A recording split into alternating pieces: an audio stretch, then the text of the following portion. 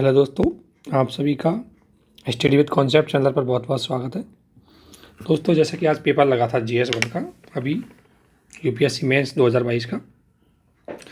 तो आपको सिर्फ ये बताने के लिए है कि देखो, ऐसा नहीं है कि कोई क्वेश्चनों को मैं सॉल्व करवा रहा हूँ, ऐसा कुछ नहीं है। जस्ट आपको बताना है कि क्वेश्चन कैसे थे और इन क्वेश्चनों को सॉल्व अगर आपको देखें कि सिलेबस के साथ कैसे आपसे जुड़े हैं, इन क्वेश्चनों को कहाँ कहाँ से आए हैं और कैसे इस प्रकार के क्वेश्चनों को थोड़ा सा हमें समझा जाता है और क्या इनमें फ्रेमवर्क दिया जाएगा, वो चीज़ें। बाकी सॉल्यूशन तो क्या है कि आप खुद अपने लेवल पे कर सकते हैं। तो इसमें सबसे पहले हमें यही देखना है कि कौन कौन से पार्ट किस प्रकार से क्वेश्चन आए हैं, किस सिलेबस से आए हैं, वो चीज़ें ज़्यादा इंपॉर्टेंट है, ताकि जो भी आप नेक्स्ट ईयर की तैयारी कर रहे हैं और तैयारी करते टाइम इन चीज़ों का विशेष ध्यान रखें। तो दोस्तों, सबसे पहले अगर पहला क्वेश्चन देखें तो स्पष्ट करें कि मध्यकालीन भारतीय मंदिरों की मूर्तिकला उस दौर के सामाजिक जीवन का प्रतिनिधित्व करती थी। आपने एक चीज़ देखी होगी इसमें कि इसमें ये क्वेश्चन सबसे पहले अगर आपको पता हो तो कहाँ से आ रहा है। जैसा कि आपने अगर सिलेबस वाला पहले वीडियो देखा हो मेरा कि सिलेबस और प्रीवियस ईयर के क्वेश्चन को कैसे हमें डिस्कशन करना चाहिए, कनेक्ट करना चाहिए, तो दोस्तों आपके सिलेबस में डायरेक्ट आपको दिखेगा ये पहला जो आपका सिलेबस है जीएस फर्स्ट का, कि भारतीय संस्कृति में प्राचीन काल से लेकर के आधुनिक काल तक के कला के रूप, साहित्य और वास्तुकला। अब प्राचीन काल से लेकर के आधुनिक तक, तो इसी में बीच में क्या आता है, मध्यकाल। और मध्यकाल में वास्तुकला के अंदर एक वास्तुकला और आती है मंदिर वास्तुकला, और इसमें है मूर्तिकला। ठीक है। तो क्वेश्चन ने पूछा कि मध्यकाल में, अब मध्यकालीन मंदिर वास्तुकला, मध्यकाल का मतलब आप ले सकते हो कि चोल वंश से लेकर के विजयनगर साम्राज्य और 7वीं शताब्दी के जो अन्य साम्राज्य, अन्य जो क्षेत्रीय साम्राज्य हैं, उनको इसमें शामिल कर सकते हो। तो उस दौरान जो मंदिर बने हैं, चाहे वो चोलकालीन मंदिर हो, चाहे विजयनगर साम्राज्य चालुक्यकालीन मंदिर हो, या हम कह सकते हैं राजस्थान के कुछ टेम्पल, उड़ीसा के जगन्नाथपुरी के टेम्पल, ये जो जितने भी टेम्पल हैं, इन टेम्पलों में जो मंदिर मूर्तियाँ हैं वो किस तरीके से सामाजिक जीवन, अब ये दिखाना है कि सामाजिक जीवन को कैसे बताती है। सामाजिक जीवन का मतलब है कि उनका परिवार की स्थिति, उनका खान पान, उनका रहन सहन, उनकी धार्मिक स्थिति, क्या धार्मिक, तो मूर्तियाँ किस तरीके से उनकी स्टेटस को बताती है, उनकी लाइफ को बताती है। इसको लेकर के क्वेश्चन पूछा गया था। तो जो पहला क्वेश्चन है वो आपके यहाँ से आया था, इसमें सिलेबस के पहले पार्ट से आया था। और ये चीज़ आपको ध्यान रखनी है, इस तरीके डायरेक्ट क्वेश्चन ज़्यादा नहीं, भारतीय मंदिर मूर्तिकला है उसके सामाजिक जीवन को कैसे उसने रिप्रेजेंट किया, कि जो लाइफ है उनको, मतलब सोशल लाइफ है उसको किस तरीके से बताती है। तो इसमें क्या है कि कुछ महत्वपूर्ण मंदिरों की जो मूर्तिकलाएँ हैं उनके बारे में हम बता करके, उनके एग्जाम्पल हैं वो दे करके, और इसमें उनको सामाजिक जीवन से कनेक्ट करके इस उत्तर को हम लिख सकते हैं। तो ये चीज़ है जो आपके इसमें आई है। मैं अभी ये नहीं बता रहा कि इंट्रो में क्या लिखना है, मेन बॉडी में क्या लिखना है, क्वेश्चन किस तरीके से लिखना है, वो नहीं, मैं जस्ट आपको बता रहा हूँ कि क्वेश्चन किस तरीके से आपको पूछा गया है। तो ये क्वेश्चन आपको कल्चर वाले पार्ट से पूछा गया है, आपके सिलेबस से यहाँ जुड़ता है ये। ठीक है। और ध्यान रखना, अब कोई चीज़ पढ़े तो उसको इस तरीके से पढ़ना है बिल्कुल, उसके कोई भी कला है वो कला किस तरीके से उस टाइम के सोशल, इकोनॉमिक, रिलीजियस लाइफ से जुड़ी हुई होती है, उसको बताना है। तो जब भी आप कोई टॉपिक पढ़ो तो इसको इसी तरीके से पढ़ना है। इसके अलावा दूसरा क्वेश्चन है, अगर आप देखें तो अधिकांश भारतीय सिपाहियों वाली ईस्ट इंडिया की सेना, जो ईस्ट इंडिया कंपनी की जो सेना है, क्यों तत्कालीन भारतीय शासक, जो तत्कालीन समय भारतीय शासक थे उनकी सेना भी बड़ी थी, उन सेना के पास मुख्य रूप से जो तत्कालीन परंपरागत जो हथियार वो भी ज़्यादा थे, सेना की रणनीति बढ़िया थी, इसके बावजूद भी ईस्ट इंडिया कंपनी लगातार जीतती चली गई, ये पूछा है। तो उसके क्या कारण है, ये आपका कहाँ से आया, यहाँ से 18वीं शताब्दी के अंतर्गत जो घटनाएं हैं उन्हीं घटनाओं में से क्वेश्चन पूछा गया है। तो जो सिलेबस है उसी के पार्ट से क्वेश्चन आते हैं। तो सिलेबस का पार्ट क्या, महत्वपूर्ण घटनाएं। तो महत्वपूर्ण घटनाएं कौन सी है, जो विभिन्न प्रकार के युद्ध हुए ईस्ट इंडिया कंपनी के और भारतीय शासकों के, वो युद्ध हुए, उन युद्धों में ईस्ट इंडिया कंपनी कैसे जीतती गई, जबकि ईस्ट इंडिया कंपनी के सैनिक भी भारतीय थे और शासकों के सैनिक भी भारतीय थे। तो क्या कारण थे कि ईस्ट इंडिया कंपनी एक के बाद एक युद्ध जीतती चली गई, और क्या कारण थे कि भारतीय शासक पराजित होते चले। तो इसमें आपको 1757 के फिलासी से युद्ध से लेकर के और लगभग 1800 50 तक के जितने भी युद्ध है, महत्वपूर्ण युद्ध जिसमें भारतीय शासक पराजित हुए, इसमें ले सकते हो प्लासी का युद्ध ले सकते हो, बक्सर का युद्ध ले सकते हो, इनका थोड़ा थोड़ा एग्जाम्पल देना है और फिर कारण बताना है कि कारण क्या था कि जिसकी वजह से भारतीय सैनिक हारे, भारतीय राजा हारे। तो उसमें सबसे बड़ा कारण था कूट, जो युद्ध नीति थी, युद्ध नीति होना, कंपनी के पास संसाधनों की क्षमता, कंपनी की नीति, ऐसे बहुत सारे रीजन है। तो वो आपको रीजन देने हैं। तो उन रीजनों को देते टाइम आपको युद्ध का भी इंट्रोडक्शन, युद्ध है उसको जरूर बताना है ताकि आप बता सकते हैं। तो प्लासी के युद्ध को जीतना, मैसूर को जीतना, मराठों को पराजित करना, है ना, किस तरीके से एक के बाद ये पंजाब में इन्होंने, सिंध में इन्होंने अपना कंट्रोल बढ़ाया और किस तरीके से एक के बाद एक भारतीय शासकों को पराजित किया। तो युद्धों का एग्जाम्पल और उसका कारण साथ में देना ताकि आप अच्छे से इसको जस्टिफाई कर सकें। इतना पूछा है इसमें, 4-5 युद्धों का कारण आप दे देना, 4-5 युद्धों का एग्जाम्पल दे देना और उसके बाद उनके कारण है उनको ब्रीफ में उन कारणों पर ज़्यादा फोकस करना और उससे आप उत्तर को दे सकते हैं। तो ये आपका क्वेश्चन आया था यहाँ से डायरेक्ट सिलेबस से, ठीक है ना। तो क्वेश्चन ये है कि ब्रिटिश ईस्ट इंडिया कंपनी है वो कैसे जीतती गई, जबकि भारतीय शासक संख्या में सेना बल बहुत ज़्यादा थी और सेना बहुत बेहतर तरीके से, उनके पास सजावट भी की जाती थी, घुड़सवार थे, हाथी थे, सब चीज़ थे, उसके बावजूद भी वो पराजित हुए। तो ये क्वेश्चन डायरेक्ट आपको यहाँ से आया। एक क्वेश्चन आपका पूछा है, औपनिवेशिक भारत की 18वीं शताब्दी के मध्य से 18वीं शताब्दी के मध्य मतलब 1750 के बाद क्यों अकाल पड़ने में अचानक वृद्धि देखने को मिली, कारण बताइए। तो डायरेक्ट जनरल क्वेश्चन है। तो इसमें आपको क्या करना है कि पहली बात ये समझना है कि आया कहाँ से। तो दोस्तों वही 18वीं सेंचुरी से लेकर के वर्तमान समय तक। तो 18वीं सेंचुरी के मध्य यानी कि 1750 से लेकर के और 1947 तक के जो अकालों की तीव्रता बढ़ी उसको दिखाना है।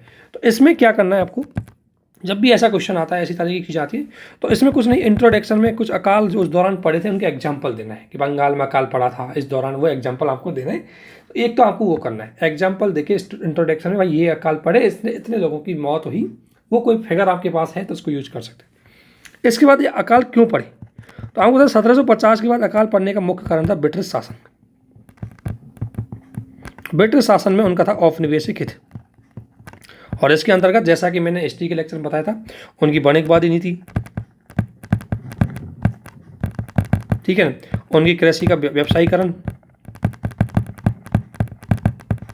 ठीक है ना, दूसरा खजू और ऋण व्यवस्था, ठीक है ना, कुप्रबंधन। तो ऐसे बहुत सारे कारण थे। इसमें पूरा कारण आपको फोकस करना है कि ज़्यादा फोकस ब्रिटिश शासन की जो परिणाम थे उनको बताना है। तो जब आपने अगर पढ़ा होगा तो जो हमारा वणिकवादी चरण है, उस वणिकवादी चरण में किस तरीके से वणिकवादी पूंजीवाद वाला चरण, अगर आपने मेरे वीडियो देखे हो तो उसमें एक प्रीवियस वीडियो हिस्ट्री में मैंने बताया ये। और इसके अलावा औद्योगिक पूंजीवाद वाले चरण का हम वीडियो भी बनाएंगे। तो मेरे नोट्सों में औद्योगिक पूंजीवाद, वणिकवादी पूंजीवाद के जो नोट्स आपने हिस्ट्री के देखे होंगे, वहाँ से अगर थोड़ा सा आप समझ गए तो इसके कारणों को आप पता लगा सकते हैं। तो वहाँ से क्वेश्चन डायरेक्ट आया है। तो कारण बताने, इसमें अंग्रेजों के औपनिवेशिक नीतियाँ को आधार बना करके आपको अकाल वृद्धि के कारण बताने, ये क्वेश्चन आया था। ज़्यादा डिफिकल्ट नहीं था, बेसिकली आपने पढ़ रखा होगा तो इजीली इसका आंसर दे सकते हैं, कोई ज़्यादा इसमें घुमा फिरी नहीं थी। इसके अलावा बिल्कुल जनरल क्वेश्चन था, प्राथमिक चट्टानों की विशेषताएं और प्रकारों का वर्णन कीजिए। ज्योग्राफी के नोट्स आपको शेयर किए हुए हैं ग्रुप में, चैनल में आप देख सकते हैं, वहाँ से डायरेक्ट ये क्वेश्चन आपको मिल जाएगा। डायरेक्ट हुबहू क्वेश्चन है ये, ठीक नहीं। तो इसमें क्या है कि प्राथमिक चट्टानें, जैसे जो प्राथमिक चट्टानें मुख्य रूप से जो जियोलॉजी के अंतर्गत जो इंसिडेंट हुए उनके दौरान जो निर्मित हुई, ज्वालामुखी से निर्मित होने वाली जो चट्टानें थी, तो उनके बारे में बताना है। तो इसमें सबसे पहले आपको समझना है कि टॉपिक आया कहाँ से। तो दोस्तों सिलेबस में ये टॉपिक आपके, ये जो सिलेबस है आपकी विश्व की भौतिक भूगोल की प्रमुख विशेषताएं, तो इसमें एक पार्ट है जियोलॉजी और जियोलॉजी में एक पार्ट है रॉक।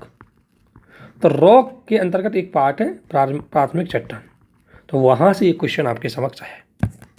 तो क्वेश्चन को पहले सिलेबस से कनेक्ट करो जो तैयारी कर रहे हैं नेक्स्ट ईयर की, कि किसी भी टॉपिक से किस तरीके का क्वेश्चन आ जाए, इस तरीके से आपको समझना है, क्योंकि आपको नेक्स्ट ईयर जब एग्जाम देनी है तो ये चीज़ें आपको पहले से पता होनी चाहिए। ये बिल्कुल जनरल क्वेश्चन था।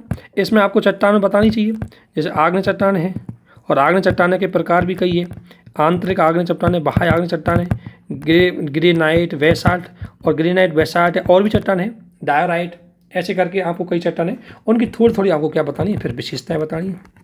तो 4, 5, 6, 7 उदाहरण देने और 6, 7 एग्जाम्पल देने के बाद उनके एग्जाम्पल भी देने। एग्जाम्पल 6-7 एग्जाम्पल देने के बाद उनकी विशेषताएं भी आपको बतानी, बस आपका आंसर यहीं खत्म हो जाएगा। तो ज़्यादा कोई ये जनरल क्वेश्चन जैसे आपको 11-12 के क्वेश्चन देखे होंगे, एनसीईआरटी में क्वेश्चन है डायरेक्ट, तो वहाँ से डायरेक्ट जनरल क्वेश्चन को क्या है, ठीक है ना। इसके अलावा नेक्स्ट क्वेश्चन को देखें। भारतीय मौसम विभाग द्वारा चक्रवात प्रवण क्षेत्रों के लिए मौसम संबंधी चेतावनियों के लिए निर्धारित रंग संकेत के अर्थ को बताइए। देखो, discuss the meaning of colour coded weather warning for cyclone prone areas given by Indian meteorological department. तो ये क्वेश्चन है। तो ऐसा क्वेश्चन जब भी आया सबसे पहले समझना है कि कहाँ से आया। तो ये साइक्लोन वाला एरिया से आया, और साइक्लोन आपके ज्योग्राफी में कहाँ पर है। तो दोस्तों ये मैंने आपको सुनाया, ये ज्योग्राफी में आपका सिलेबस में चक्रवात दिया हुआ है। तो ये टॉपिक आपने जनरली बेसिक स्टैटिक का टॉपिक है कि चक्रवात से पूर्व जो हम वार्निंग जारी करते हैं उसके लिए अलग अलग कलर यूज किए जाते हैं, और उन कलरों का क्या महत्व है, क्यों इनको यूज किया जाता है, और क्या इनका नेचर है। इस तरीके से आपको क्वेश्चन लिखना है बस। और ये भारतीय मौसम विभाग का आधार बनाना है, और कुछ 1-2 साइक्लोन का एग्जाम्पल भी हमें दे देना है उनको जोड़ करके, बस ठीक है। तो इतना सा क्वेश्चन जनरल स्टैटिक क्वेश्चन है बिल्कुल। अगर आपने बिल्कुल सिलेबस में पढ़ा है, साइक्लोन चैप्टर डेफिनेटली सबने पढ़ा होगा, उसी में से डायरेक्ट क्वेश्चन आया है। इसमें आपको पता है ग्रीन कलर होता है, येलो कलर होता है, रेड कलर होता है, ठीक है ना। और ये आप पढ़ेंगे तो इसमें आपका इनका टाइम ओवर्स भी होता है कि इतने घंटे पहले वार्निंग देनी, तो इस तरीके का कलर यूज किया जाता है। हाई, अगर साइक्लोन की हाई रिस्क की एरिया है तो उसको अलग रेड कलर दिया जाएगा।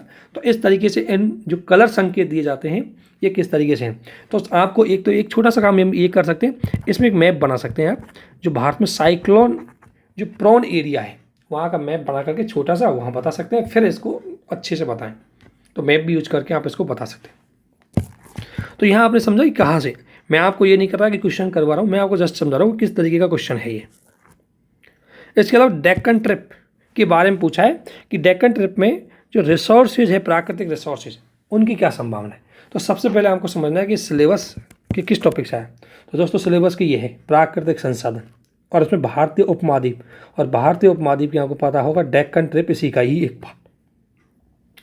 तो इसमें एक काम कर सकते हैं कि जब भी इस क्वेश्चन को स्टार्ट करें तो छोटा सा डेक्कन ट्रिप के जियोलॉजिकल स्टेटस को बताओ, जो भूवैज्ञानिक स्टेटस है कि डेक्कन ट्रिप का और डेक्कन ट्रिप का ओरिजिन कैसे हुआ, उसको बताते हुए फिर इसके अंतर्गत हम बताएंगे कि डेक्कन ट्रिप है ये मुख्य रूप से जो हमारे स्टार्टिंग फेज की जो चट्टान है उनसे बना हुआ है, ठीक है ना। जो भी अवसादी जो आग्नेय चट्टान है शायद उनसे बना हुआ है। तो डेक्कन ट्रिप में मुख्य रूप से बताना है कि प्राकृतिक संसाधन क्यों पाए गए, तो इसका जियोलॉजिकल जो इसका निर्माण है पहले इंट्रो में वो बता देना है। उसके आधार पर भी आपको बताना है कि किस कारण से यहाँ पर संसाधन ऐसे पाए जाते हैं। तो फिर उन संसाधनों को आप एग्जाम्पल बताना है कि यहाँ इतने संसाधन पाए जाते हैं, और उन संसाधनों का आपको एग्जाम्पल देना है, फैक्ट देना है। तो एक छोटा सा हो सकता है, आप किनारे में एक छोटा सा मैप भी इसका बना सकते हैं। तो डायरेक्ट पूछा है कि प्राकृतिक संसाधन की संभावना, कि वहाँ प्राकृतिक संसाधन की संभावना कितनी है। तो आप बता सकते हैं कि भंडार इतने हैं, और उसका कारण जोग्राफिकल जियोलॉजिकल रीजन ये है कि जो मुख्य रूप से कौन सी चट्टान है, ज्वालामुखी चट्टान है। तो ज्वालामुखी चट्टानों में प्राकृतिक संसाधन ज़्यादा पाए जाते हैं, ठीक है ना, और विशेष रूप से खनिज संसाधन ज़्यादा पाए जाते हैं। तो उन 2-4 खनिज संसाधनों का एग्जाम्पल लिखना है, और ये आपने टॉपिक में पढ़ा होगा डेफिनेटली। अगर आपने पढ़ा होगा प्राकृतिक संसाधन तो डेक्कन ट्रिप जरूर पढ़ा होगा। इसके अलावा ये क्वेश्चन देखो, ये क्वेश्चन रिपीटेड हो रहा है। इस बार पवन ऊर्जा का दे दिया, उससे पहले सौर ऊर्जा का दे रहे थे। तो एक रिन्यूएबल एनर्जी को लेकर के क्वेश्चन बार बार पूछे जाते हैं। ये रिन्यूएबल एनर्जी का क्वेश्चन भी आपके यहीं से है, ठीक है ना। तो रिन्यूएबल एनर्जी की अगर बात करें, क्योंकि अभी एक प्राकृतिक संसाधन है, तो रिन्यूएबल एनर्जी के रिसोर्सेज है, उससे क्वेश्चन आपको यहाँ पूछा गया। कुछ नहीं पूछा, क्वेश्चन बेसिक सा पूछा है कि भारत में पवन ऊर्जा की संभावना, जो भारत में जो पवन ऊर्जा है, वाइंड एनर्जी है, उसकी संभावना का परीक्षण कीजिए, और उनके सीमित क्षेत्र विस्तार के कारणों की परिचय कीजिए। 150 नंबर का है। तो एक तो आप छोटा सा कर सकते हैं कि भारत में आप क्या कर सकते हैं, इंट्रो में जो वाइंड ऊर्जा है इसकी ज़रूरत को बता सकते हैं कि भारत भाई नेट जीरो की ओर आगे बढ़ रहा है, और ऐसी स्थिति में कार्बन फ्री एनर्जी की जनरेट करेगा, और इसलिए हमें पवन ऊर्जा हमारे लिए अति महत्वपूर्ण है, ठीक है, इतना बता सकते हैं। फिर पवन ऊर्जा की अपॉर्चुनिटी बतानी भारत में कैसे है। तो इसका कारण एक भारत की ज्योग्राफिकल स्टेटस है, ठीक है, एक भारत में मानसून की उपस्थिति, जोग्राफिकल स्टेटस में आप देख सकते हैं कि भारत एक समुद्री एरिया के पास है, तो वहाँ भारत में बहुत सारे नदी समुद्र वाले एरिया है, तो वहाँ पर जो वाइंड है उसका स्टेटस बहुत ज़्यादा बढ़िया पाया जाता है, तो इसलिए अपॉर्चुनिटी बहुत ज़्यादा है भारत के पास, ठीक है। वाइंड एनर्जी की तो उसके 2-4 आपको एग्जाम्पल देने हैं कि कहाँ कहाँ एरिया है जिनके एग्जाम्पल आपको यहाँ लिखने हैं और क्या क्या कारण, थोड़ा बेसिक से आपको लिखना है कि क्या हाँ सच में भारत में अपॉर्चुनिटी है, लेकिन दिक्कत यह है कि उनका कितना यूज हुआ है। तो वर्तमान स्टेटस के आधार पर बताना है कि इतनी सीमाएं हैं कि हमारे पास अपॉर्चुनिटी तो बहुत ज़्यादा थी लेकिन हम पूरा उनका यूज नहीं कर पाए, तो उनके सीमित यूज के कारण बताने। तो जो चुनौती है, अगर आपने रिन्यूएबल एनर्जी पढ़ा है तो उसमें पवन ऊर्जा पढ़ी होगी, पवन ऊर्जा की संभावना और चुनौतियाँ डायरेक्ट आपको कहीं भी अगर गूगल पे भी सर्च करेंगे डायरेक्ट मिलेगा। तो ऐसा नहीं कि कोई बहुत अलग से एक क्वेश्चन आया, डायरेक्ट बेसिक से पूछा है, आपने बहुत जगह इसको पढ़ा होगा। और थोड़ा सा लास्ट में एक फैक्ट दे सकते हैं कि भारत में इतनी वाइंड एनर्जी है, इसका यूज किया जा रहा है, और वाइंड एनर्जी बढ़ाने के लिए भारत ने ये चीज़ें शुरुआत की। 150 का है, ज़्यादा दिक्कत नहीं है, ज़्यादा बड़ा नहीं करना है क्वेश्चन को। तो डायरेक्ट वाइंड एनर्जी के लिए पूछा है कि वाइंड एनर्जी की भारत में पोटेंशियल क्या है और पोटेंशियल का हमने कितना यूज किया है, ठीक है। तो ये आपके डायरेक्ट ज्योग्राफी से आ गया सवाल। तो ये आपके लिए अभी तक 4 सवाल देखेंगे डायरेक्ट ज्योग्राफी। दोस्तों फिजिकल ज्योग्राफी के क्वेश्चन बहुत ज़्यादा आ रहे हैं, तो ये जो चारों क्वेश्चन हैं ये देखो ज्योग्राफी के, और आपको पता है कौन सा ज्योग्राफी का, बिल्कुल बेसिक ज्योग्राफी, चट्टान बेसिक ज्योग्राफी का, ये बेसिक ज्योग्राफी, एक भी कोई ऐसा नहीं बहुत ज़्यादा करंट का आपको पढ़ना पड़ा हो, बेसिक ज्योग्राफी के चारों क्वेश्चन है। अगर किसी ने भी फिजिकल ज्योग्राफी पढ़ी है तो डेफिनेटली इन क्वेश्चनों को, अगर कोई 11th का स्टूडेंट है, ग्रेजुएशन का स्टूडेंट है, वो भी इनका आसानी से उत्तर दे सकता है। बस यही कि प्रेजेंट आपको सिस्टमेटिकली करना है। अगला क्वेश्चन है सोसाइटी का, ठीक है ना। तो इस सोसाइटी में परिवार, आपको पता है अगला क्वेश्चन सोसाइटी से जुड़ा हुआ है, तो सोसाइटी का हमारा सिलेबस एरिया कि भारतीय समाज, भारतीय समाज है ना। तो भारतीय समाज से क्वेश्चन आया है और उसमें पूछा गया है कि पारिवारिक संबंध, अब भारतीय समाज में आपको पता है पारिवारिक संबंधों की बात हुई है। वर्क फ्रॉम होम, जो कोविड-19 के दौरान जो वर्क फ्रॉम होम किया गया, इसके प्रभाव का हमें क्या करना है, एक तरह से एक्सप्लोरेशन करना है कि इस पर क्या क्या प्रभाव पड़ा है और उस प्रभाव का मूल्यांकन करना है। मूल्यांकन मतलब है कि कुछ इसका पॉजिटिव प्रभाव पड़ा होगा और कुछ इसका नेगेटिव भी पड़ा होगा, तो दोनों प्रभावों को आपको लिखना है। पॉजिटिव प्रभाव में यह है कि जैसे महिलाओं की भागीदारी काम में बढ़ी है, क्योंकि वो वर्क फ्रॉम पे दोनों काम कर सकते हैं। वर्क फ्रॉम होम करने से कई जगह परिवार को ज़्यादा समय दिया गया, इसलिए पारिवारिक संबंध मजबूत हुए। ऐसे चीज़ों को आप बता सकते हो। लेकिन दूसरा इसका नेगेटिव पॉइंट भी आपको बताना है कि वर्क फ्रॉम होम की वजह से परिवार में विवाद भी बढ़े हैं, लोग दिन भर वहीं रहते हैं, लड़ाइयाँ करते हैं परिवारों में। कई सर्वे भी आए जिसमें स्पष्ट रूप से बोला गया कि परिवार तलाक की घटनाएं ज़्यादा बढ़ी है कोविड टाइम पर। तो ऐसी चीज़ें आप उसके पॉजिटिव और नेगेटिव पॉइंटों को बता करके लास्ट में कंक्लूजन दे सकते हैं कि वर्क फ्रॉम होम डेफिनेटली कि भविष्य में या इस ई डिजिटल जो मार्केट, डिजिटल जो युग है, इसमें एक काम करने का वैकल्पिक होगा जिसमें महिलाओं की भागीदारी और महिलाओं की सुरक्षा दोनों साथ में बनी रहेगी। तो कुछ भी करके आप इसका एग्जांपल बेसिकली दे सकते हैं। तो ये आपकी सोसाइटी से जुड़ा हुआ है, करंट का सवाल थोड़ा सा उसने जोड़ के दिया है कि वर्क फ्रॉम होम। तो बेसिक सा कोविड-19 से इसका स्टेटस चालू करो, फिर इसके पॉजिटिव और नेगेटिव इम्पैक्ट बताओ, कंक्लूजन में कुछ सजेशन दे दो, इतना इसमें आपको लिखना है, ठीक है। इसके अलावा अगला क्वेश्चन भी आपको एक तरह से सोसाइटी से, सोसाइटी में शहरीकरण से क्वेश्चन है। अगर आप सोसाइटी का सिलेबस देखोगे तो सोसाइटी में एक सिलेबस में आपका शहरीकरण जरूर होगा। सोसाइटी में उपभोक्ता संस्कृति, तो भूमंडलीकरण वाला ये टॉपिक है, और शहरीकरण, ये शहरीकरण। तो शहरीकरण टॉपिक पर से ये क्वेश्चन आपका आया है, जो शहरीकरण आपका टॉपिक है वहीं से क्वेश्चन पिक होके आया है। ये क्वेश्चन कुछ नहीं पूछा, क्वेश्चन पूछा है कि उपभोक्ता संस्कृति के विशेष परिक्षेप में नव मध्य वर्ग के उभार से टीयर 2 शहरों का विकास किस तरीके से संबंधित है। ये कहने का मतलब ये है कि how is the growth of tier 2 cities related to rise of new middle class with an emphasis of culture of consumption. यानी ये क्वेश्चन पूछा है कि आपको देखो, ये तो है कि न्यू टीयर 2 सिटीज है वो क्यों बढ़ी है, उसका एक कारण तो आपको बताना है, लेकिन उसमें सबसे महत्वपूर्ण कारण पर फोकस करना वो है उपभोक्ता संस्कृति। तो दोस्तों इसमें कुछ नहीं, टीयर 2 शहरों के कुछ नाम लिख देना, मेरठ है, ठीक है ना। जैसे जो भी बड़े शहरों के पास में शहर होते हैं उनको टीयर 2 सिटी के रूप में जाना जाता है।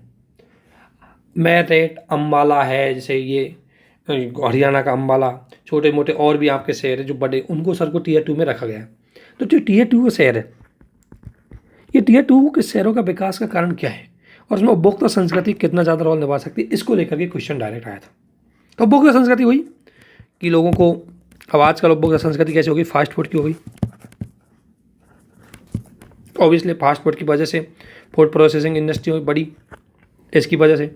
इसके अलावा उपभोक्ता संस्कृति की हम आगे बात करें तो उपभोक्ता संस्कृति में लोगों की इनकम भी बढ़ी, तो लोगों की डिमांड भी बढ़ गई।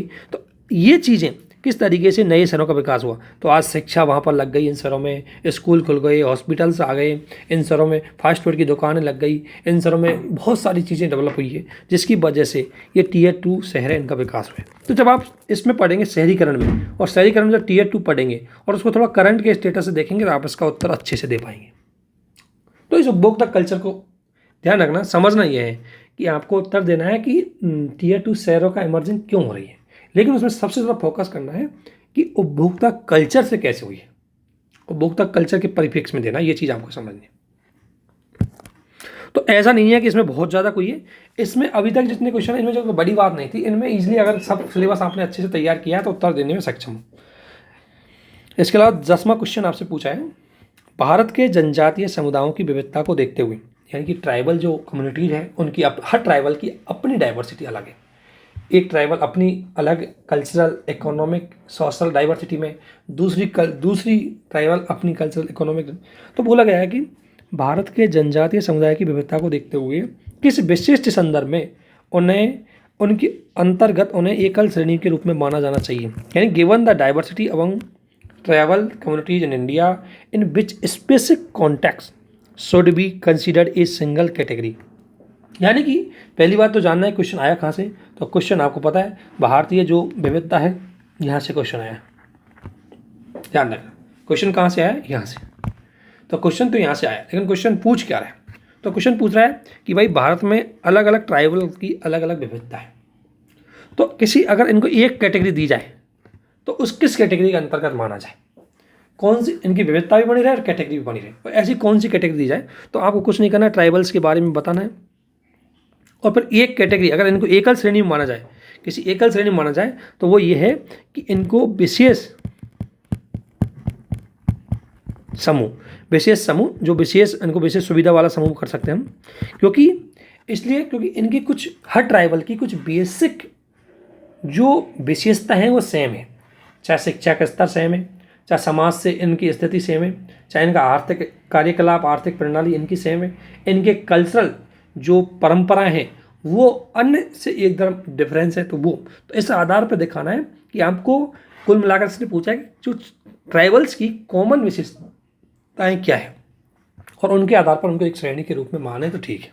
ऑब्वियसली है कि भाई हमें इनको ट्राइबल्स एरिया में मानना चाहिए, क्योंकि इनकी ट्राइबल कम्युनिटी है वो इसलिए है क्योंकि इनकी शिक्षा का स्तर, स्वास्थ्य का स्तर, समाज से इनका जुड़ाव, इनकी राजनीतिक भागीदारी, इनकी आर्थिक भागीदारी, इनकी सांस्कृतिक स्टेटस, ये एकदम से अन्य जो लोग हैं उनसे डिफरेंस है, और इसलिए इनको इसी कैटेगरी के अंतर्गत रख करके इनकी विविधता को रखा जा सकता है और इनके मुद्दों को भी समाधान किया जा सकता है। उस कैटेगरी के रूप में विशेष सुविधा समूह के रूप में या विशेष फैसिलिटीज के रूप में हम इसको दे सकते हैं एक कैटेगरी।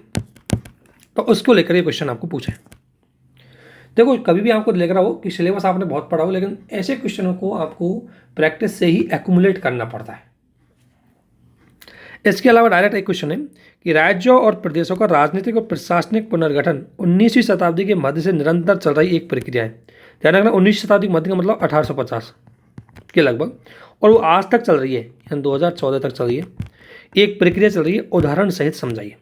यानी कि भारत में ये क्वेश्चन आया कहाँ से,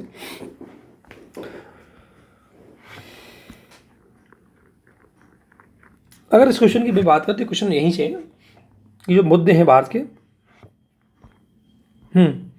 जो भारत के जो राज्य से भारतीय समाज और भारतीय क्षेत्रवाद का जो मुद्दा है, यहाँ से ये क्वेश्चन आया है। तो इसमें पूछा गया है, देखो क्वेश्चन क्या पूछ रहा है, एक दो क्वेश्चन 15 नंबर का ध्यान रखना, तो इसको अच्छे से इंट्रोडक्शन वगैरह बना करके वो लिखना है। तो एक इंट्रोडक्शन में तो छोटी सी आप चीज़ लिख सकते हैं कि भारत में राज्यों और प्रांतों का जो गठन है वो एक प्रगतिशील अवधारणा है, जो प्रगतिशील अवधारणा है जो समाज, संस्कृति और प्रशासन पर निर्भर करती है, और इसी कारण से भारत में निरंतर नए नए राज्यों का गठन होता गया, नए नए प्रांत बनते गए। तो कुछ भी ऐसे इंट्रोडक्शन करके लिख सकते हैं। उसके बाद आपको जाना है कि कैसे ये 19वीं सदी से चल रही है, तो दोस्तों इसको दो पार्ट में बांट सकते हैं, एक 1947 से पूर्व वाला पार्ट और एक 1947 के बाद वाला पार्ट। 1947 से लेकर के यहाँ ये हो सकता है 1850 से लेकर 1947 और 1947 से 2000 आज तक। अब बताना है कि कैसे प्रशासनिक और राजनीतिक कारणों की वजह से नए राज्यों का गठन हुआ या प्रांतों का गठन हुआ। तो आप बता सकते हैं 1850 के बाद पंजाब भी बना, 1850 के बाद सिंध भी बना, नॉर्थ वेस्ट फ्रंटियर जो देश प्रांत है वो भी बना, मध्य प्रांत भी बना, ठीक है ना। ये ब्रिटिश जो है उसने समय समय पर ये नए नए राज्यों का गठन किया और क्षेत्रों को मिलाया। 1947 के बाद आप कर सकते हैं कि पहले भारत में भाषा के आधार पर बने, जैसे आप में इसमें आंध्र प्रदेश की बात कर सकते हैं, इसमें महाराष्ट्र का गुजरात की बात कर सकते हैं। दूसरे स्टेज में भारत में जो राज्य बने वो निर्जातीय पहचान के आधार पर बने, इसमें नागालैंड हो गया, जो सब असम से गए थे, नागालैंड, मणिपुर, मिजोरम, ये सारे स्टेट नॉर्थ ईस्ट के हैं, ये निर्जातीय पहचान के आधार पर बने। तीसरे अगर स्टेट की मैं बात करूँ तो विकास के आधार पर बने, जिसमें आपको होता है झारखंड, छत्तीसगढ़ और उत्तराखंड ये बनी। और चौथा भी आपको बताएं कि एक तकनीकी विकास या मुख्य रूप से तकनीकी विभाजन के परिणाम स्वरूप हुआ है या राजनीतिक घटना के परिणाम स्वरूप हुआ है, तो इसमें तेलंगाना आ गया। तो ऐसे करके आपको एग्जाम्पल सहित जस्टिफाई करना है कि भारत में 19वीं शताब्दी से लेकर के आज तक नए नए राज्यों का गठन की मांग भी हो रही है। कंक्लूजन में इतना भी लिख सकते हैं आप, कंक्लूजन में एक काम और कर सकते हैं कि वर्तमान में भी बुंदेलखंड, बोडोलैंड, ठीक है ना, ऐसे और ये क्या बोले मराठवाड़ा, ऐसे छोटे छोटे अन्य राज्यों की डिमांड को लेकर भी बात हो रही है। तो उसका मेन कारण भारत की क्षेत्रीय और सांस्कृतिक विविधता भी है। तो इस आधार पर इसका क्वेश्चन आप लिख सकते हो, और भी इसका तरीका हो सकता है, लेकिन ये दो पार्टों में आपको क्वेश्चन समझना है कि कैसे 1850 से लेकर के 1947 और 1947 से वर्तमान तक नए राज्यों की प्रक्रिया जो बनने की है वो चलती जा रही है।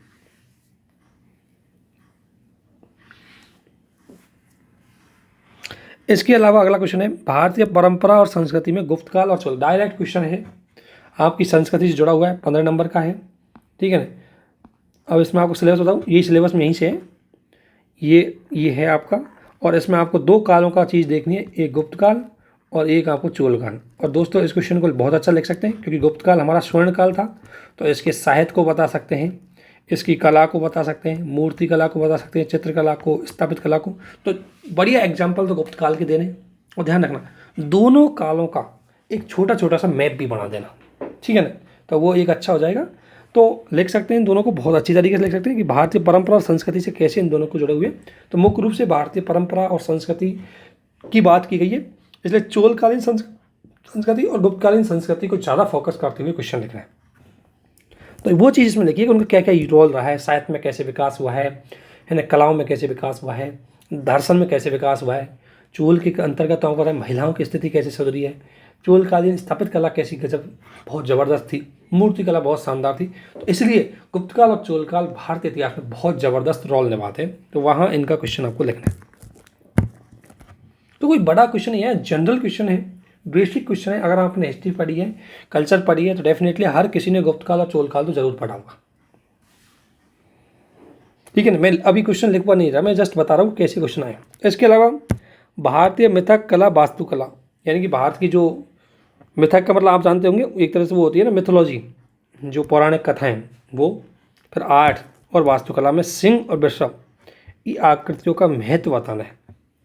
अब जो शेर है और वृषभ है, इनकी आकृतियाँ हड़प्पा काल से लेकर के गुप्त काल में, मौर्य काल में, हर काल में इसकी जो आकृतियाँ दिखाई है, हर काल में इसका क्या महत्व है, उसकी कला में क्या महत्व है, उनकी पौराणिक कथाओं में क्या वर्णन किया गया है, और उनकी वास्तुकला यानी विभिन्न प्रकार की जगह मूर्तियाँ बनाई गई है, क्या बनाई गई, तो उनको आपको बताना है।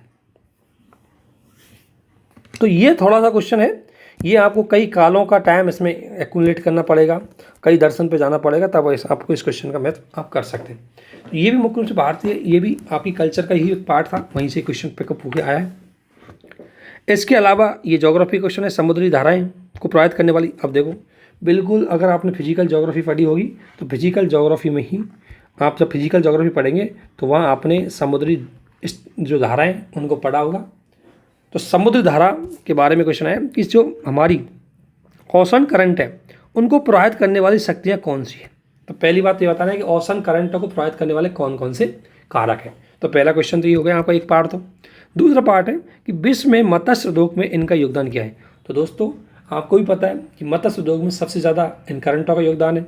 जैसे अगर बात करें आप कैलिफोर्न जो एक तो लेब्राडोर और गल्फ स्ट्रीम, ये दोनों, ये गर्म है और ये ठंडी है। इन दोनों जलधाराएं जब एक आकर के मिलती है, आपको पता है जहाँ उष्ण और ठंडी जलधाराएं आके मिलती है तो उस क्षेत्र में प्लैंकटन बहुत ज़्यादा पाए जाते हैं, और प्लैंकटन ज़्यादा पाए जाने की वजह से वहाँ मत्स्य भी बहुत ज़्यादा उत्पादन होती है। इसलिए दुनिया के बड़े बड़े मत्स्य उत्पादन क्षेत्र मुख्य रूप से उष्ण और ठंडी जलधाराओं के मिलन क्षेत्र पर पाए जाते हैं। तो इसलिए इनका उत्पादन महत्वपूर्ण भूमिका रहती है। इसके लिए आपको क्या करना है कि इसके प्रभाव जो जहाँ जहाँ क्षेत्र है उनके मैप बना देना है। थोड़ा सा दो मैप मुख्य रूप से बनाना। एक तो अमेरिका का जो पूर्वी भाग है अटलांटिक सागर में, वहाँ पर आपको ज़रूर बताना है कि यहाँ एक बड़ा बैंक पाया जाता है जहाँ पर ज़बरदस्त मत्स्य प्रोडक्शन होता है। और एक जापान के जो क्षेत्र है, जापान का पूर्वी भाग है, वहाँ पर भी मुख्य रूप से मत्स्य उत्पादन का बहुत बड़ा क्षेत्र है, जहाँ पर भी जो जलधाराएं एक ऊपर से आती है नॉर्थ से, एक साउथ से जाती है, जो ठंडी और गर्म जलधाराएं वहाँ पाई जाती है, तो उनकी वजह से वहाँ प्लैंकटन बहुत बड़ी मात्रा में पाए जाते हैं। तो देखो आपको क्या करना है, प्रभाव बताना है, फिर छोटा सा मैप बनाना है वर्ल्ड का छोटा सा, उसमें आपको मत्स्य उत्पादन क्षेत्र है उनको बताना है, और मत्स्य उत्पादन क्षेत्र के सामने या इंडस्ट्री है उनको बता करके फिर उनके नाम लिख करके उनको ये जो औसनिक करंट है इनके कारण को बताना है कि इनकी वजह से कैसे वो स्थापित वहाँ पर हुई है। तो ये काम करना है। ये आपको डायरेक्ट ये फिजिकल ज्योग्राफी से ही आया है, और ओशन करंट हर किसी ने पढ़ा होगा, वहाँ से क्वेश्चन पूछा गया है। इसके अलावा ये डायरेक्ट क्वेश्चन रबड़ उत्पादक देश है, रबड़ उत्पादक देशों के वितरण का वर्णन करते हुए उनके द्वारा सामना किए जाने वाले प्रमुख पर्यावरणीय मुद्दों को इंगित कीजिए। तो दो पार्ट है इस क्वेश्चन में, ध्यान रखना। सबसे बड़ी गलती क्या होती है कि हम एक पार्ट को ज़्यादा समझ पाते हैं, दूसरे को कम महत्व देते हैं, तो इसलिए ये गलती आप बिल्कुल मत करना। ये क्वेश्चन भी ज्योग्राफी का ही हम कह सकते हैं, और ये क्वेश्चन भी प्राकृतिक संसाधनों से आया हुआ है, जो रबड़ उत्पादक देश है। तो आप एक अनुमान लगा सकते हो कि ज्योग्राफी के जो क्वेश्चन आ रहे हैं बिल्कुल स्टैटिक आ रहे हैं, बेसिक आ रहे हैं, और पूरे पेपर में उनका रोल सबसे ज़्यादा है ज्योग्राफी। ये देखो ये ज्योग्राफी का क्वेश्चन है, ठीक है ना। इसको यह है कि पर्यावरण से जोड़ दिया, ये भी डायरेक्ट ज्योग्राफी का क्वेश्चन है, ठीक है ना। ये आपका कल्चर का हो गया, ये भी कल्चर वाला पार्ट हो गया। ये सोसाइटी कह सकते हैं इसको, ये भी सोसाइटी हो गई, ये भी सोसाइटी हो गई, ये भी सोसाइटी हो गई। ये आपका ज्योग्राफी, ये ज्योग्राफी, ये ज्योग्राफी। अनुमान लगाओ कि ज्योग्राफी ही पूरे पेपर में भरी हुई है, और ज्योग्राफी भी कैसी, कोई बड़ी तगड़ी ज्योग्राफी नहीं, बेसिक कॉन्सेप्ट वाली ज्योग्राफी जो आपने सब जगह पढ़ी होगी। अब देखो रबड़ उत्पादक देशों के वितरण का वर्णन करते हुए उनके द्वारा सामना किए जाने वाले प्रमुख पर्यावरणीय मुद्दे। तो एक तो पार्ट आपको बताना है कि रबड़ उत्पादक देश कौन से हैं, इनका छोटा सा मैप बता देना। स्पेशली रबड़ उत्पादक देशों की अगर मैं बात करूं तो ये दक्षिणी पूर्वी एशियाई देश है, मलेशिया, थाईलैंड जो भी देश है ना, फिलीपींस वगैरह ये, और कुछ ब्राज़ील भी है, ठीक है ना, और चीन भी है। ऐसे कुछ महत्वपूर्ण देशों के नाम आप उसको मैप में लिख सकते हैं। एक चीज़ तो ये हो गई, इसलिए एक तो मैप का आपको यूज करना है, ठीक है ना। दूसरा उनके समक्ष जो चैलेंजेस की जा रही है, दूसरा पार्ट है। तो दूसरा पार्ट आपको दिखाना है। अभी एक मैंने मलेशिया की एक स्टडी देखी थी, मलेशिया की स्टडी में बोला गया कि रबड़ उत्पादन की वजह से ग्रीन हाउस गैस ज़बरदस्त तरीके से बढ़ रही है ना। तो ऐसे एक ग्रीन हाउस गैस का मुद्दा है, ठीक है। एक रबड़ उत्पादन की वजह से कुछ जो पॉल्यूशन बढ़ता है उसको देखना है कि किस तरीके से लैंड को इफेक्ट करता है, भूमि को इफेक्ट करता है। तो 4-5 मुद्दे आपको इसमें लिखने हैं, और एग्जाम्पल दे देना है बेसिकली मलेशिया, इंडोनेशिया का। मलेशिया में ग्रीन हाउस गैस के जो उत्सर्जन है उसमें सबसे ज़्यादा रोल रबड़ उत्पादन की क्षेत्र है। तो उनको आपको यहाँ यूज करते हुए एग्जाम क्वेश्चन को ख़त्म कर सकते हैं। 2 पार्टों में क्वेश्चन है, एक पार्ट में अच्छे से मैप बताना और दूसरे पार्ट में अच्छे से मुद्दों को बताने, क्वेश्चन खत्म करना है उसके बाद। और एक चीज़ ध्यान रखना, लास्ट में भारत का जो प्रभाव है, ये भारतीय स्थिति है, उसको जरूर बताना है इसमें, ठीक है ना। तो ये यहाँ से क्वेश्चन हो गया दोस्तों। इसके अलावा एक चीज़ है, अंतर्राष्ट्रीय व्यापार में, यानी कि हम कह सकते हैं इंटरनेशनल ट्रेड में जल संधि और स्थल संधि, यानी कि जो स्टेट और स्तमस है, जो आपने देखा होगा जल संधि और ये इन संधि, ये आपसे पूछा जाता है कि ज्योग्राफी इकोनॉमी को कैसे इफेक्ट करती है। तो ये मुख्य रूप से आपको वही बेसिक सा कि जो प्राथमिक जो फिजिकल भूगोल है उसी के अंतर्गत आपने जल संधि और स्थल संधि पढ़ी होंगी, वहीं से क्वेश्चन आया है कि कैसे वो व्यापार को प्रभावित करती है या कैसे उसका व्यापार में महत्व है। तो दोस्तों इसमें सबसे पहले आपको काम क्या करना है कि थोड़ा जल संधि क्या होती है, जल संधि क्या है, इनको बताते हुए आपको मैप बनाना है। और मैपिंग में पूरे विश्व की महत्वपूर्ण जल संधियाँ, जैसे बाबा बुदान जल संधि, बाबा अल्मेडा की जल संधि, जो रेड सी को मुख्य रूप से भूमध्य सागर से जोड़ रही है, वहाँ पे अरब सागर को रेड सी से जोड़ रही है। इसके अलावा मलक्का है ना, मलक्का की जल संधि है। और एक जल संधि का नाम मुझे याद नहीं आ रहा, ये है, मैं नाम नहीं याद नहीं कर रहा, ये अफ्रीका का ये क्षेत्र है और ये यूरोप है। तो इन दोनों के बीच में एक जल संधि और निकलती है जो भूमध्य सागर को अटलांटिक सागर से जोड़ती है। इन 3-4 जल संधियों का नाम आपको जरूर लिखना है। तो सबसे पहले क्या, इन मतलब नाम तो सबका निकलना है जितना आपको याद हो सके, लेकिन एक तो आपको मैप बनाना है और मैप में उनको इंकित करना है। सेकंड, उसके बाद आपको काम क्या करना है इस क्वेश्चन में कि उसके व्यापार पे मलक्का जल संधि का एग्जांपल जरूर देना, क्योंकि ये लगभग टोटल वैश्विक व्यापार का 2/3 व्यापार यहीं से होकर निकलता है। इसी प्रकार से आपको बाबा अल्मेडा की जल संधि है, ये बहुत ज़बरदस्त, बहुत महत्वपूर्ण जल संधि है। इससे भी विश्व का लगभग 50 से 60% जो एनर्जी वाला एरिया है, ऊर्जा जो क्षेत्र है या व्यापार है, वो यहीं से निकलता है। तो अलग अलग फेमस जल संधियों का नाम आपको नाम देना है और जल संधियों का नाम दे करके उनके बारे में छोटी छोटी ट्रेड में उनका रोल क्या है उसको बताना है, अंतर्राष्ट्रीय ट्रेड में। तो ये उसका क्वेश्चन है, कोई बड़ी बात नहीं है, आसानी से इसका आप कर सकते हैं। लेकिन हाँ, उन एरियाज के ट्रेड के बारे में थोड़ा फैक्ट आपको पता होना चाहिए। इसके अलावा बिल्कुल फिजिकल ज्योग्राफी का क्वेश्चन डायरेक्ट आया, क्षोभ मंडल एक महत्वपूर्ण परत है। तो एक तो ये पार्ट है और दूसरा मौसम प्रक्रिया का निर्धारित करता है कैसे। तो ये बताओ, ये बिल्कुल फिजिकल ज्योग्राफी का आपने अगर पढ़ा होगा, फिजिकल ज्योग्राफी का एक पार्ट होता है क्लाइमेटोलॉजी, जलवायु विज्ञान। और जलवायु विज्ञान के अंतर्गत ही मुख्य रूप से ये ट्रैपोस्फीयर आता है। और ट्रैपोस्फीयर आपने अच्छे से पढ़ा होगा, हमारे नोट्सों में आप देख सकते हैं, ठीक है, हर किताब में मिलेगा इसका क्वेश्चन, हर जगह। ऐसा नहीं है कि आपको बहुत बड़ी बात है। इसमें करना क्या है कि 2 पार्ट है क्वेश्चन की, ध्यान रखना। एक पार्ट है क्षोभ मंडल का वायुमंडल में एक महत्वपूर्ण परत है। तो क्षोभ मंडल का महत्व बताना एक तो कि वायुमंडल में क्या क्या रोल है ऐसा। तो इसकी जो भी विशेषता है उनके आधार पर महत्व बता सकते हैं कि वायुमंडल में चाहे वो वायु पृथ्वी के तापमान को बढ़ाने में, घटाने में, उसको मैनेज करने में हो, इसका महत्वपूर्ण रोल है, ठीक है। तो क्षोभ मंडल की जो विशेषता है, उनका महत्व है, वो आपको बताना है एक तो वायुमंडल के संदर्भ में। और दूसरे मौसम प्रक्रिया, मौसम जो प्रोसेस है, क्योंकि आपको पता है कि क्षोभ मंडल में ही सारी मौसमी जो घटनाएं होती है, सीजनल घटनाएं होती हैं, जो वेदर से रिलेटेड जितनी भी इंसिडेंट होती है सब क्षोभ मंडल में होती है। तो उनको बताना है उनको कैसे जुड़ता है मौसम, वायु, बरसात कैसे होती है, मुख्य रूप से तूफान, साइक्लोन, जो भी चीज़ आती है वो सब आपको वहाँ से बता देना है। तो उस तरीके से 2 पार्टों में आप इसका क्वेश्चन कर सकते हैं। बेसिक अगर क्षोभ मंडल आपने पढ़ा हुआ तो बेसिक आप इसका आंसर आप इजीली दे सकते हैं। क्षोभ मंडल का छोटा सा मैप भी बना सकते हैं, वो ऊपर दिखाते हुए कि ये पृथ्वी यहाँ इतना है, विषुवत रेखा पे इतना है, भूमध्य रेखा पे इतना है और ध्रुवों पर इसकी ऊंचाई इतनी है, उसको दोनों का मैप बता देना। इसका स्टेटस क्यों बना, किस तरीके से बना। अगर आपने बेसिक ज्योग्राफी के नोट्स हमारे पढ़े उसमें है और हम ज्योग्राफी पढ़ाएंगे तो आप बेसिकली इसको पढ़ाते ही हैं। तो बेसिक क्वेश्चन आपको इससे पूछा गया है, बिल्कुल बेसिक है, ये ज्योग्राफी का क्वेश्चन है। इसके अलावा भारतीय समाज में जाति, क्षेत्र और धर्म ये समांतर पंथ की विशेषता आई है, उसका विवेचन कीजिए। तो दोस्तों अब आपको पता है हर जाति में अलग अलग पंथ होते हैं, हर धर्म में भी अपने अपने पंथ होते हैं, क्षेत्रवादी भी पंथ होते हैं, दक्षिण, साउथ, नॉर्थ, ईस्ट, वेस्ट में। तो पंथ यानी कि छोटी सी कुछ विशेष विचारधाराओं को समाहित करते हुए, विशेष मान्यताओं को समाहित करते हुए कुछ लोगों का समूह जो उसका फॉलो करता है, उसको पंथ की बात दी गई। तो आपको इस क्वेश्चन में क्या करना है कि जाति आधारित पंथों का नाम लिखना है, उनके बारे में बताना है, क्षेत्र आधारित पंथों का नाम लिखना है, उनके आधार बताना है, और धर्म आधारित पंथों का नाम लिखना है, उनको बारे में बताना है। तो 3-3, 4-4 एग्जाम्पल दे करके इस टॉपिक को आप खत्म कर सकते हो। लास्ट में कंक्लूजन लिखना है कि हाँ, धर्म, जाति और क्षेत्र में के आधार पर हम छोटे छोटे पंथ चल रहे हैं जो अपनी अलग विशेषताओं, विचारधाराओं, उपासना को शामिल किए हुए हैं। तो ये क्वेश्चन वहाँ से आपको कर सकते हैं। थोड़ा सा आपको इन्फॉर्मेशन इसमें फैक्चुअल चाहिए होगी, ठीक है ना। इसकी मैं बात करें क्वेश्चन, ये भी सोसाइटी का ये क्वेश्चन है, ठीक है ना। ये यहाँ से क्वेश्चन सामाजिक शक्तिकरण और ये धर्मनिरपेक्षता से जुड़ा हुआ क्वेश्चन यहाँ से है, तो यहाँ से आपसे पूछा गया डायरेक्ट। इसके अलावा दोस्तों एक क्वेश्चन बहुत सिंपल है, बहुत बढ़िया है और बहुत अच्छे से इसमें आप नंबर पा सकते हैं यदि आपने अच्छे से तैयारी किया।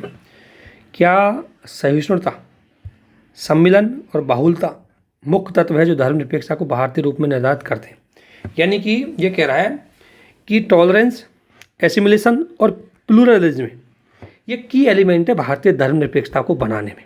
जो भारतीय धर्मनिरपेक्षता है उसके 3 ये एलिमेंट है, इनको आपको एग्जाम्पल सहित, इनको फैक्ट सहित आपको जस्टिफाई करना है। ये क्वेश्चन पूछे कहाँ से आया है, डायरेक्ट टॉपिक है आपका सेकुलरिज्म।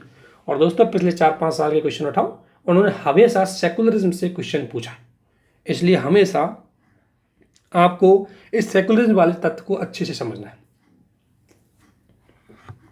क्वेश्चन कुछ नहीं, एक तो भारतीय धर्मनिरपेक्षता की क्या स्टेटस है संविधान से जोड़ते हुए आप इसका इंट्रोडक्शन दे सकते हैं। फिर दूसरा, अब एक एक को, उसके बाद सहिष्णुता की वजह से सहिष्णुता कैसे, सहिष्णुता, उसके बाद सम्मिलन और उसके बाद बाहुलता। इन तीनों के आधार पर आपको बताना है कि भारत में धर्मनिरपेक्षता बनी हुई है। तो सहिष्णुता आप देख सकते हैं कि भारत में सभी धर्मों के चाहे स्वतंत्रता दी गई है, सभी धर्मों की मान्यताओं को माना गया है ना। सम्मिलन ऐसे है कि हर धर्म के त्योहारों को आपस में मनाया गया है, हर धर्म की जो स्थिति है उसको आपस में सम्मान दिया गया है, स्वीकार। और बहुलता क्या है कि हर धर्म का रहन सहन, खान पान, धर्म से ही नहीं, धर्मनिरपेक्षता का मतलब आप जाति, वर्ण, जाति से ले सकते हो, निर्जातीय पहचान से ले सकते हो। तो इन तीनों के आधार पर आपको इस धर्मनिरपेक्षता को जस्टिफाई करना है कि भारत में है या नहीं, ठीक है ना। तो ये क्वेश्चन का आपका ब्रीफ था, इसमें आपको संविधान का उल्लंघन करना, संविधान का, कुछ कानून का, कुछ भारतीय जो परंपरा है उन सब का एग्जाम्पल देते हुए लिखना है। इसके अलावा लास्ट क्वेश्चन क्या है कि अपर्याप्त संसाधनों की दुनिया में भूमंडलीकरण एवं नए तकनीक के रिश्ते को भारत के विशेष में स्पष्ट कीजिए। ये तो आपको पता है कि वर्तमान समय में अगर हम बात करें संसाधनों की कमी है दुनिया में, तो ये पूछा है कि ये दुनिया में संसाधनों की जो कमी है, ये ग्लोबलाइजेशन और नई तकनीकी के इस दौर में भारत किस तरीके से अपने संबंधों को, अपने रिश्तों को आगे बढ़ा रहा है, उसके बारे में आपको बताना है। यानी कहने का मतलब है कि ऐसी स्थिति में रिलेशन तो देशों के बीच में बढ़ रहे हैं, ग्लोबलाइजेशन और न्यू टेक्नोलॉजी के रिलेशन तो आपस में बढ़ रहे हैं, लेकिन भारत के लिए बताना है कि भारत के संदर्भ में कैसे।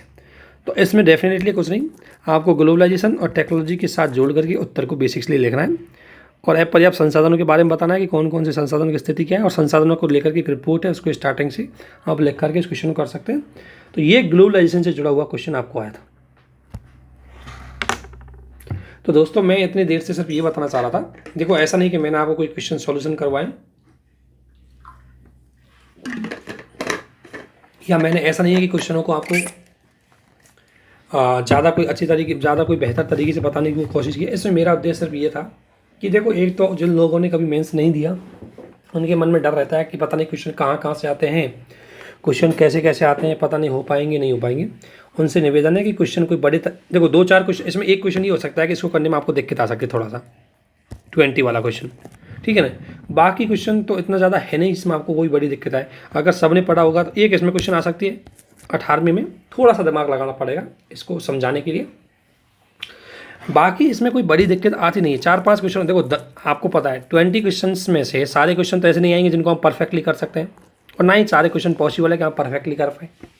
लेकिन 15 से 16 क्वेश्चन भी यदि आपने बहुत अच्छे से प्रेजेंट कर दिए और शेष जो क्वेश्चन आपके रहते हैं उनको थोड़ा सा भी आपने अच्छे से प्रेजेंट कर दिया तो आपको बहुत अच्छे नंबर आ सकते हैं। और इस बार ये गारंटी कि जीएस फर्स्ट में नंबर ज़्यादा जाएंगे। अगर कॉफ़ी को पता नहीं कॉफ़ी के आधार पर चेक होगी, लेकिन जीएस फर्स्ट का प्रीवियस ईयर से तुलनात्मक अगर पेपर देखें तो हो सकता है थोड़ा कंपेरेटली ईजी हो सकता है। लेकिन एक बात ध्यान रखना, एग्जाम हॉल में ये पेपर बहुत टफ लगता है। बाहर से चाहे हमें कैसा भी लगे, जब एग्जाम में आप बैठोगे तो डेफिनेटली जितनी अच्छी तरीके से आप बाहर आके समझ सकते हो उतनी अच्छी तरीके से और फास्टली आप एग्जाम हॉल में इसको नहीं समझ पाते, चाहे कोई बंदा हो, कोई भी हो। टाइम लगता है, एग्जाम हॉल का थोड़ा प्रेशर भी अलग होता है, वह माहौल भी थोड़ा अलग होता है। तो आपको अब एक चीज़ समझ में आई होगी कि क्वेश्चन कहाँ कहाँ से आ रहे हैं। तो पहला क्वेश्चन आपके कल्चर से था, दूसरा क्वेश्चन आपके 18वीं शताब्दी के मॉडर्न हिस्ट्री से था, जिसको हम बता भी रहे हैं, आगे आपके सिलेबस में देखने मिलेगा। तीसरा क्वेश्चन भी आपकी मॉडर्न हिस्ट्री में था। ये हमारा लेक्चर आप मॉडर्न हिस्ट्री को देखो, आपको इसका आंसर जल्दी ही मिल जाएगा। ये आपकी ज्योग्राफी हमारे नोट शेयर किए, वहाँ डायरेक्ट है आपका ज्योग्राफी का है, ठीक है। ये भी आपका ज्योग्राफी का है, बेसिक ज्योग्राफी का है। इसको हम डिजास्टर मैनेजमेंट में पढ़ते हैं जीएस 3 के अंतर्गत। छठा क्वेश्चन भी ज्योग्राफी का है, डायरेक्ट बेसिक आपसे ज्योग्राफी के बारे में पूछा है, वहाँ का जो डेक्कन ट्रैप है उसके बारे में पूछा है इसने। पवन ऊर्जा ज्योग्राफी का ही माना जाता है, पर्यावरण का भी माना जाता है, तो पवन ऊर्जा। इसके अलावा ये सोसाइटी का है, वर्क फ्रॉम होम। ये थोड़ा सा क्या है, करंट। देखो, मूल्यांकन तो आपको उन्हीं स्टैटिक पार्टों के आधार पे करना है कि महिलाओं पे, समाज पे, परिवार पे, रिश्तों पे क्या पॉजिटिव और क्या नेगेटिव इम्पैक्ट पड़ा है, बट ये थोड़ा सा करंट के इसमें फैक्ट भी चाहिए होंगे।